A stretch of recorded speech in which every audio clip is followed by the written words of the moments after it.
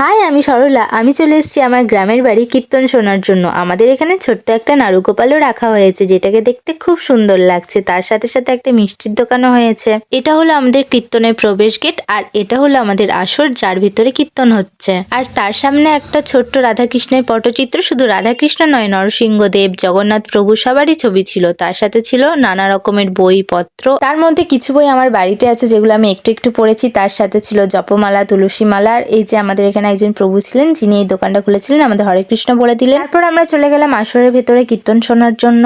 আর এখানে একটা জেঠিমা সবাইকে তিলক পরিয়ে দিচ্ছিল। এই যে এই দাদাটা আমাদের এখানে কীর্তন করতে এসেছিল, আর এই দাদাটার কীর্তন আমাদের এখানে সবার খুব ভালো লেগেছে। সবাই খুব প্রশংসা করেছে, তার জন্য আমিও একটু শুনতে চলে গেছিলাম কীর্তন। আর আমার পাশে একটা ঠাকুমা বসেছিল, যে আমার ক্যামেরার দিকে সবসময় তাকিয়েই ছিল, আমি কি করছি কি না করছি সেটা দেখার জন্য।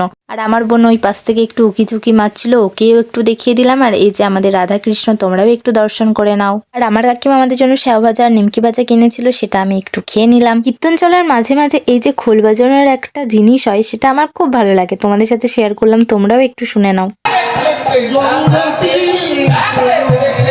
আর এই যে আমার ছোট ভাইও চলে এসেছিল কীর্তন শোনার জন্য। কীর্তন শোনার জন্য না বদমাইশি করার জন্য, ওই জানে। দেখো আমাদের এখানে কীর্তনে কত লোক হয়েছে।